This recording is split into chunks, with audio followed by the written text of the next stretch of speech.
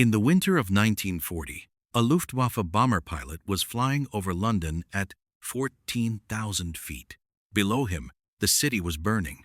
His Heinkel 111 was one of dozens crossing the English Channel that night, loaded with incendiary bombs. And for 2 weeks now, these raids had been almost routine. The Royal Air Force owned the daylight. Everyone knew that after the summer. But the darkness belonged to Germany. British fighters could not see in the dark. They had no way to find a bomber in a black sky over a bomb. Blacked out country. The Luftwaffe had done the mathematics. At night, the odds of a British fighter stumbling across a German bomber by accident were roughly 1 in 10,000. Those were comfortable odds. And then, on a night in December, something found him. Not a searchlight, not anti-aircraft fire. Something worse. A shadow, rising from below, closing fast. And, before he could react, a stream of tracer fire tore through his fuselage from an angle he had never seen before. The aircraft that killed that bomber was the single most ridiculed fighter plane in the entire Royal Air Force. The plane that British newspapers had called a flying coffin, the Boulton Paul Defiant. To understand how a machine that Fighter Command had written off as a catastrophic failure 6 months earlier became the most effective night killer over London, you have to understand what was happening in the skies over Britain in the autumn of 1940. Germany had lost the Battle of Britain. The daylight campaign against the RAF was over. But Hermann Göring was not finished. He simply changed the rules. If the Luftwaffe could not bomb Britain by day, it would bomb Britain by night. And for months it worked devastatingly well. German bombers crossed the Channel after dark in formations of 50, 80, sometimes over 100 aircraft. They dropped their loads on London, Coventry, Birmingham, Liverpool, Bristol, and flew home with barely a scratch. British anti-aircraft guns fired blindly into the sky, wasting thousands of shells on empty air. And British fighters, Hurricanes and Spitfires, the heroes of the daylight battle, were almost entirely useless after dark. Between September 1940 and May 1941, the Luftwaffe dropped over 30,000 tons of high-explosive and incendiary bombs on British cities.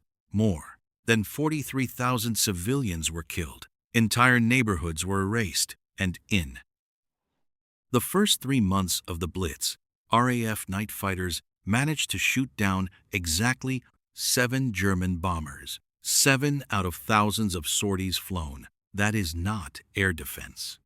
That is a rounding error. Britain desperately needed something that could see in the dark and shoot from any angle. And the answer, the engineering solution that would change everything, had already been built.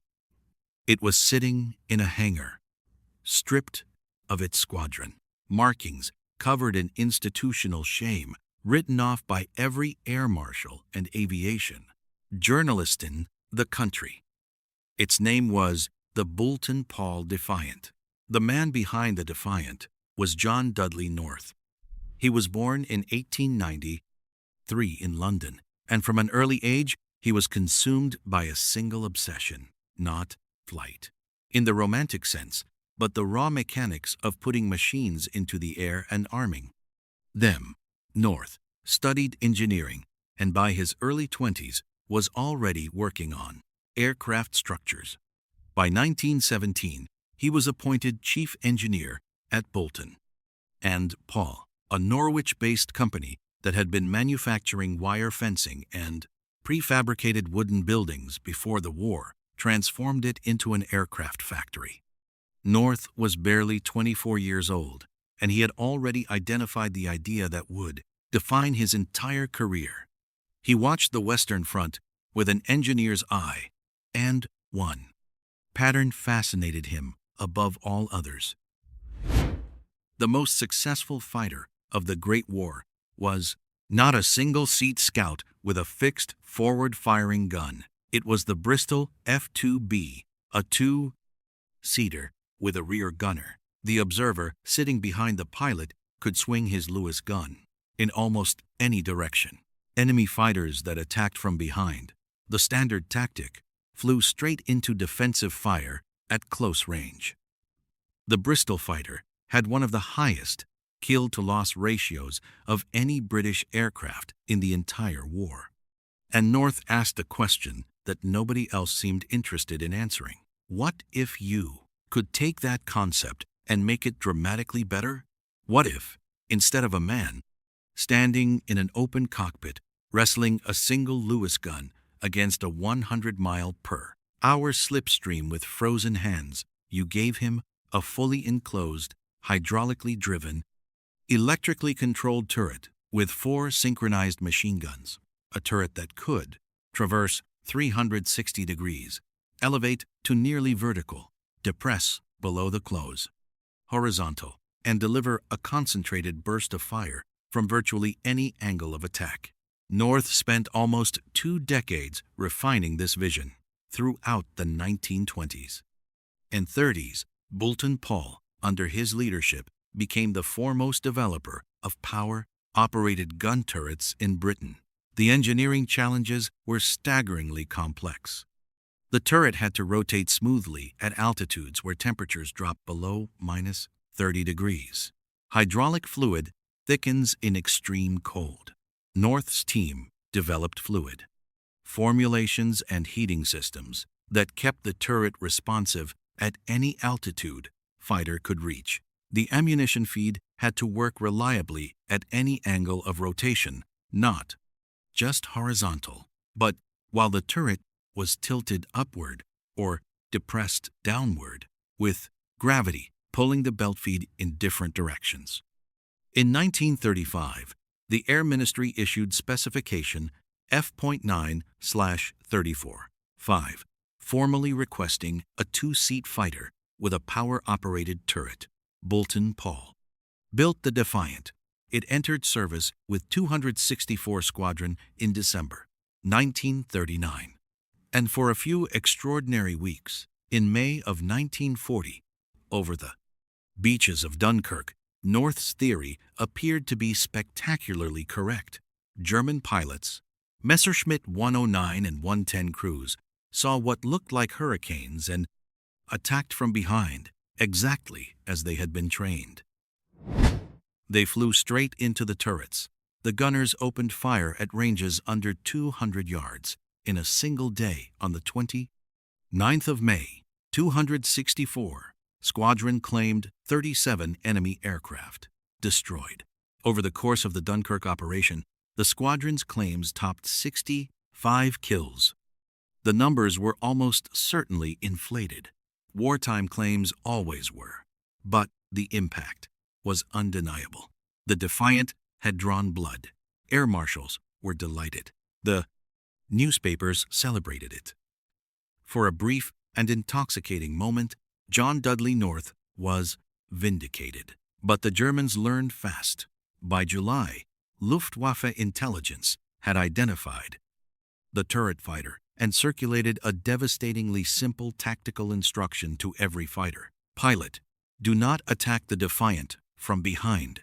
Attack from below, where the turret cannot. Depress far enough to engage. Or attack head-on, where the Defiant has no forward firing armament whatsoever. On the 19th of July, 1940, 141 Squadron scrambled 9 Defiants to intercept a German raid over the English Channel near Folkestone. It was 141 Squadron's first real combat mission. Most of the crews had never fired their guns in anger. They climbed over the channel in a tight formation exactly as they had been trained. And then the 109s appeared. Messerschmitt 109s from Jagdgeschwader 51 dived on them from below and ahead, precisely the angles the turret could not cover. The lead Defiant was hit before its gunner even saw the attacker. The second and third went down within seconds of each other. In minutes, 6 of the 9 aircraft were shot down. 4 complete crews, 8 men, pilot and gunner, in. Each killed. It was not a battle, it was an execution. And it confirmed what the critics had always suspected. The turret fighter was a dead concept. But here is where the story turns. Because someone at Fighter Command asked a completely different question. Not whether the Defiant could survive in daylight, whether it could fight in darkness. And the logic, once you hear it, is almost embarrassingly obvious. Every single weakness the Defiant had in daylight became completely irrelevant. At night, speed did not matter. A night fighter was not chasing Messerschmitt 109s. It was hunting Heinkel 111s and Junkers 88s, flying in straight lines at moderate altitude and moderate speed.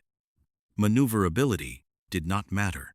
Night interceptions were not dogfights. They were stalking operations, long, patient approaches, followed by a single firing pass. And the turret, that heavy, clumsy, controversial turret that had cost the aircraft everything in daylight, suddenly became the single most valuable feature any night fighter in existence could possess. Here is why. A conventional night fighter, like the Hurricane, had to position itself directly behind the bomber in a narrow cone of fire defined by its fixed forward guns. A pilot sitting in a single-seat fighter at 15,000 feet in total. Darkness had no radar worth trusting, and absolutely no way to see a black-painted bomber against a black sky. He was blind. But a Defiant gunner could fire from almost any relative position. The pilot did not need to align perfectly behind the target. He just needed to get within 300 yards from any direction below, beside, at an angle. And the gunner could rotate the turret, track the target, and fire. The margin for error was 5 or 6 times larger than a fixed gunfighter. The Defiants were repainted in matte black, fitted with AI Mark IV radar arrays, equipped with exhaust flame dampers to hide the engine glow, and sent into the night sky over London. The results came quickly. In the winter of 1940 to 1941, during the most punishing months of the Blitz, Defiant night fighter squadrons became the most effective interceptor force in the Royal Air Force. 264 Squadron and 141 Squadron, the same unit that had been slaughtered over Folkestone 5 months earlier, were now hunting German bombers over blacked-out English cities. Night after night, they took off from grass airfields in Kent and Essex, climbed into the freezing darkness, and patrolled the approach routes that Luftwaffe bombers used. Reach London. Ground control would vector the Defiant toward a general area where a raid was expected, and then the crew was on its own.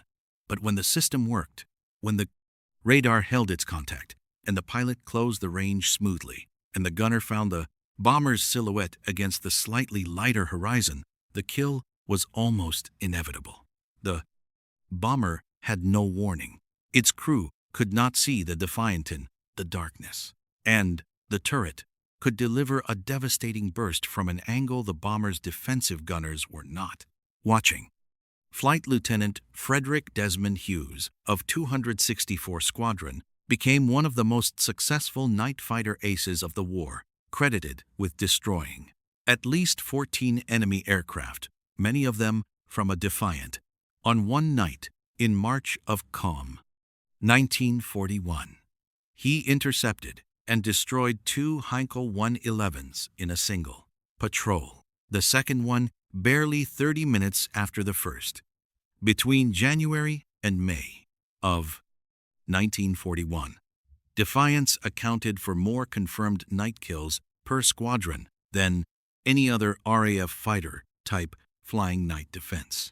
The aircraft that Fighter Command had written off as a catastrophic failure 6 months earlier was now destroying more bombers per unit than anything else in the British inventory. But the window was closing.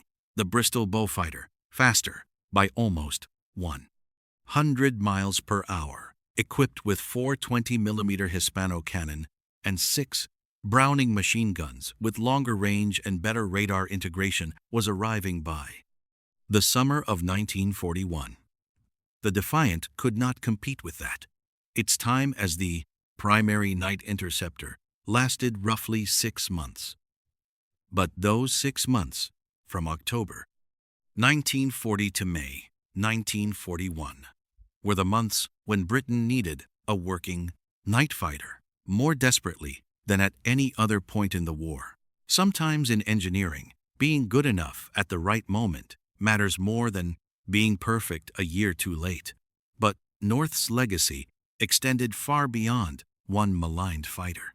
The power-operated gun turret that his team had perfected became the standard defensive armament of every British heavy bomber for the rest of the war. The rear turret of the Avro Lancaster, the most famous bomber in RAF history, was a Boulton Paul design.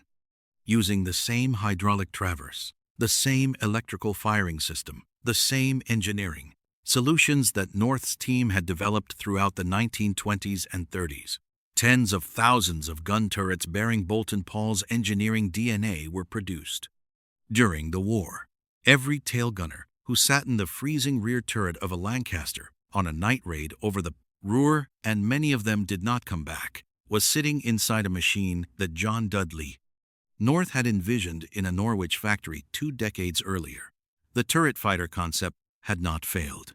It had been misapplied when it found the right home in a bomber. Defending against fighters rather than attacking them, it proved itself 1,000 times over. The Defiant teaches us something important about engineering and history. It teaches us that timing matters, that context is everything, that the same design flaw that makes an aircraft a liability in one role can be irrelevant in another. And it teaches us that the most scorned inventions sometimes find their greatest glory in the places where nobody thought to look. The aircraft the British press had called a flying coffin became one of the most feared weapons in the night sky, and a machine that seemed doomed by its own design became, at precisely the moment when Britain needed it most, indispensable. Do you think the Defiant's reputation has been unfair? Let me know in the comments below and hit like, so YouTube shows this to more people who want to understand the forgotten victories of the Blitz. Next time, we're looking at the Messerschmitt Bf 110. The German fighter that invented the night fighter concept. The Defiant would later dominate the heavy, fast, and ultimately tragic story of a machine designed to hunt bombers in darkness. Subscribe so you don't miss it. Thanks for watching.